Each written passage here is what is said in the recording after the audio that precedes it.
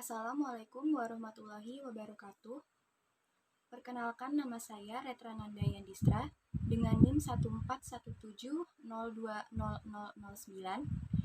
program studi D3 Keuangan dan Perbankan, kelas BK 6B, jurusan Akuntansi 2020.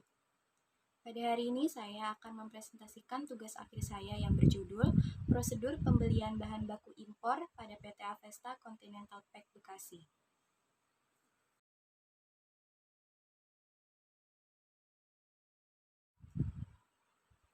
Pertama, saya akan menjelaskan latar belakang.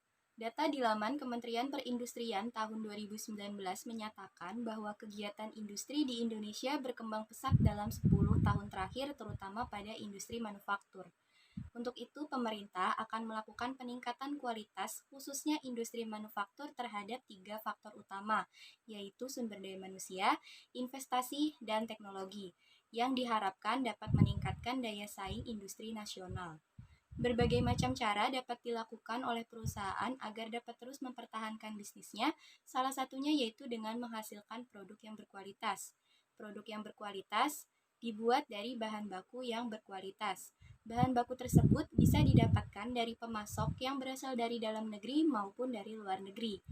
Namun beberapa perusahaan memilih untuk melakukan impor bahan baku atau membeli bahan baku tersebut dari pemasok yang berasal dari luar dengan alasan bahan baku yang dihasilkan dari pemasok lokal belum sesuai dengan kriteria perusahaan. Kegiatan pembelian bahan baku secara impor memiliki penilaian dan pelaporan tersendiri, karena adanya beberapa perbedaan dalam hal administrasi dan proses pengiriman barang, perlu adanya suatu prosedur pembelian bahan baku secara impor guna menjaga kekayaan perusahaan dan kestabilan kegiatan operasional perusahaan.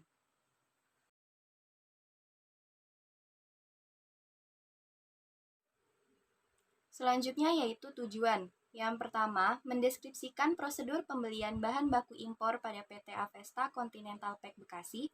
Yang kedua, mendeskripsikan dokumen yang digunakan untuk prosedur pembelian bahan baku impor. Yang ketiga, menjelaskan hambatan yang dihadapi oleh perusahaan dalam melakukan pembelian impor. Selanjutnya saya akan menjelaskan prosedur. Prosedur adalah serangkaian aktivitas yang melibatkan beberapa orang dalam satu departemen atau lebih untuk mendapatkan hasil yang sama dan terjadi secara berulang-ulang. Terdapat 5 tahapan dalam prosedur pembelian, yaitu prosedur permintaan pembelian, prosedur penawaran harga dan pemilihan pemasok, prosedur order pembelian, prosedur penerimaan barang, dan prosedur pencatatan hutang. Yang kedua, manufaktur. Pengertian dari manufaktur adalah proses mengubah bahan mentah menjadi bahan jadi yang dapat dikonsumsi untuk memenuhi kebutuhan. Yang ketiga, impor. Impor adalah kegiatan memasukkan barang ke dalam daerah pabean.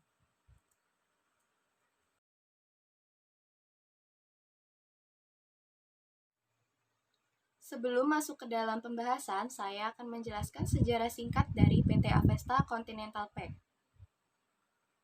PT Avesta Continental Pack diresmikan pada tanggal 26 November 1976, merupakan salah satu perusahaan yang bergerak dalam usaha pengemasan atau packaging yang berkedudukan di Bekasi. PT Avesta Continental Pack berlokasi di Jalan Raya Bekasi, kilometer 28,5 Kodia Bekasi.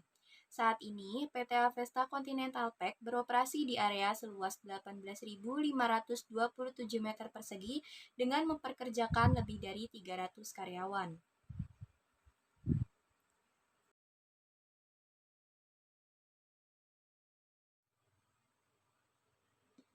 Selanjutnya yaitu masuk ke dalam pembahasan. Yang pertama, prosedur pembelian bahan baku impor pada PT Avesta Continental Pack Bekasi. Dalam prosedur ini terdapat 6 tahapan. Yang pertama yaitu prosedur permintaan pembelian. Dalam prosedur ini, Departemen PPIC yang bertindak sebagai pemohon atau requester mengajukan pembelian bahan baku kepada Departemen Purchasing. Selanjutnya, Departemen Purchasing memberikan form Purchase Requisition atau PR kepada Departemen PPIC untuk dilengkapi. Setelah form tersebut dilengkapi, selanjutnya form diberikan kembali ke Departemen Purchasing untuk diproses selanjutnya.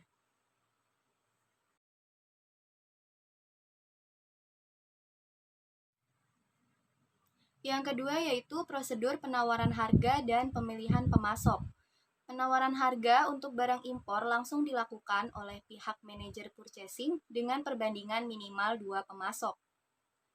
Manajer purchasing akan memberikan request for quotation atau surat permintaan penawaran kepada calon pemasok. Calon pemasok tersebut kemudian akan mengirimkan surat penawaran kepada perusahaan sesuai dengan yang dipersyaratkan. Berdasarkan tanggapan dan negosiasi berulang, manajer purchasing akan melakukan penentuan yang mana di antara pemasok-pemasok tersebut yang memiliki kualitas, pelayanan, teknologi, dan harga terbaik. Jika pemasok sudah ditentukan, selanjutnya manajer purchasing akan menghubungi pihak pemasok tersebut untuk mengkonfirmasi mengenai proses pembelian.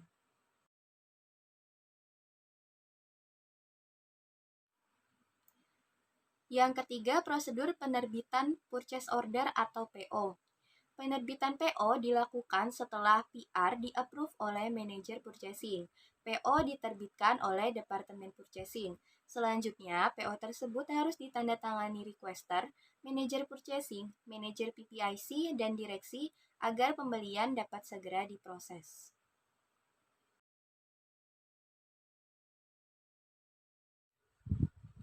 Yang keempat, prosedur penerimaan dokumen.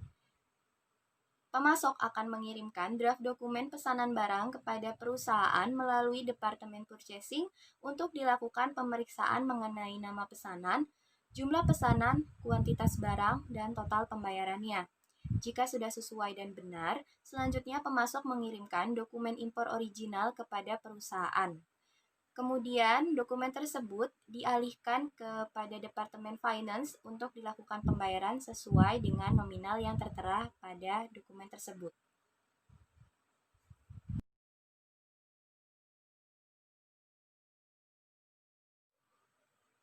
Yang kelima, prosedur penerimaan barang. Sebelum barang diterima oleh pihak perusahaan, barang tersebut akan ditahan oleh pihak bea cukai untuk diperiksa kelengkapan dokumennya. Jika sudah selesai, barang dapat dikirimkan melalui jasa pengiriman barang. Barang yang sudah diterima harus dilakukan pemeriksaan oleh Departemen Quality Control untuk dipastikan kondisi barangnya dalam keadaan baik dan layak untuk diproduksi. Jika ditemukan kecacatan pada barang tersebut atau reject, maka barang tersebut dibuatkan form ketidaksesuaian dan selanjutnya diinformasikan kepada pihak pemasok untuk diteliti dan dicari solusinya.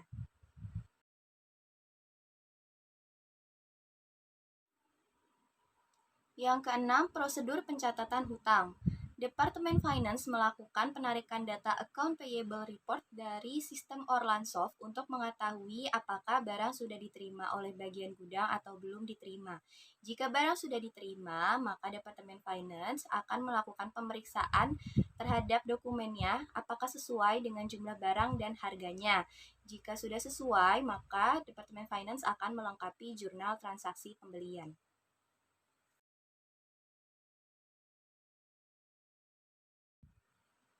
Pembahasan kedua yaitu dokumen yang digunakan dalam prosedur pembelian bahan baku impor. Yang pertama, Purchase Requisition atau PR, yaitu dokumen yang digunakan oleh departemen-departemen lain untuk meminta dilakukannya kegiatan pembelian material atau jasa, serta memberikan hak kepada bagian purchasing untuk memulai kegiatan pembelian dan membuat kesepakatan dengan pemasok. Yang kedua, Purchase Order atau PO, yaitu dokumen yang berkekuatan hukum yang mengikat perusahaan pada sebuah transaksi pembelian sesuai dengan yang dijelaskan di dalamnya. Yang ketiga yaitu invoice, yaitu dokumen penting dalam perdagangan sebab dengan data-data dalam invoice ini dapat diketahui jumlah wesel yang akan ditarik, jumlah penutupan asuransi, dan penyelesaian segala macam bea masuk. Yang keempat, Bill of Lading, yaitu dokumen pengangkutan yang dikeluarkan oleh maskapai pelayaran yang menerangkan tentang pemuatan barang dengan menggunakan kapal sebagai alat angkut barang impor tersebut. Yang kelima, packing list, yaitu dokumen yang berisi daftar perincian barang-barang mengenai jenis dan jumlah satuan dari barang yang terdapat di dalam tiap peti atau total keseluruhannya. Yang keenam, Certificate of Origin, yaitu surat pernyataan yang dikeluarkan oleh instansi yang berwenang dan ditandatangani untuk membuktikan atau menerangkan negara asal suatu barang. Yang ketujuh, laporan penerimaan barang, yaitu dokumen yang berisi keterangan bahwa barang telah diterima.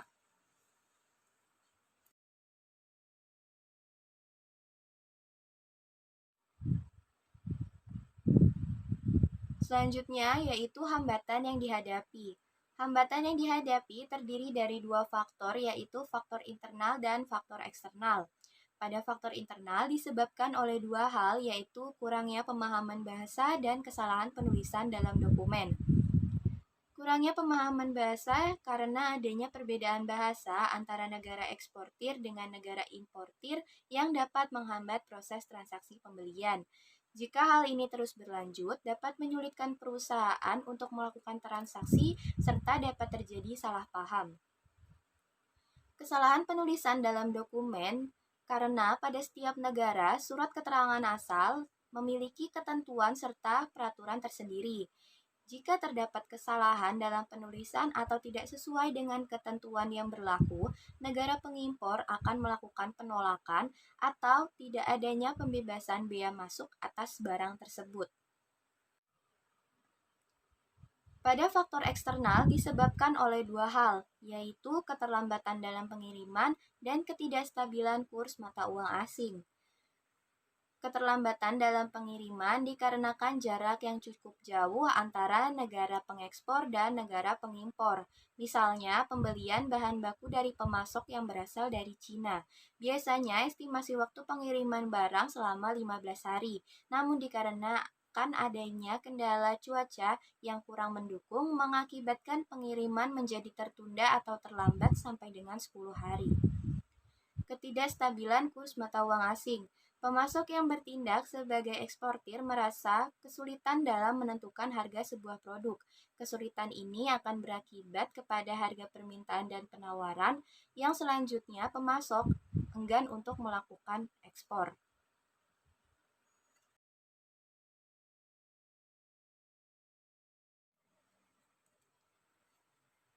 Kemudian kesimpulan. Kesimpulan yang bisa saya ambil adalah dalam hal ini PT Avesta Continental Pack telah melakukan seluruh prosedur yang ada dan sesuai dengan teorinya yang dimulai dari prosedur permintaan pembelian, prosedur permintaan penawaran harga dan pemilihan pemasok, prosedur penerbitan purchase order, prosedur penerimaan dokumen impor, prosedur penerimaan barang dan terakhir prosedur pencatatan dan pembayaran hutang.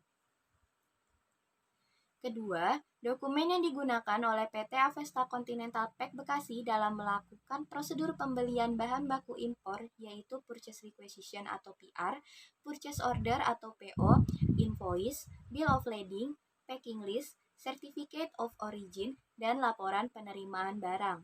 Yang ketiga, hambatan yang dihadapi oleh perusahaan diperoleh dari beberapa faktor, yaitu internal dan eksternal.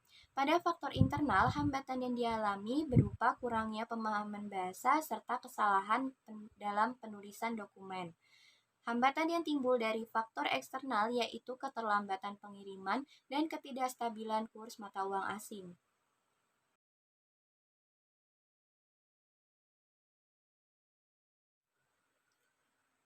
Selanjutnya saran. Saran yang bisa saya berikan yang pertama dapat memperbaiki komunikasi antara eksportir dan importir agar tidak adanya kesalahan dalam penulisan dokumen yang dapat menghambat pengiriman dan pembatalan bebas bea masuk. Yang kedua, diharapkan untuk saling menyampaikan maksud dan keinginan dari masing-masing pihak antara eksportir dan importir agar tidak terjadi kesalahpahaman serta tidak ada pihak yang merasa dirugikan demi terciptanya kestabilan kegiatan operasional perusahaan dan terjalinnya kerjasama yang baik. Sekian presentasi yang bisa saya sampaikan. Kurang lebihnya mohon maaf. Wassalamualaikum warahmatullahi wabarakatuh.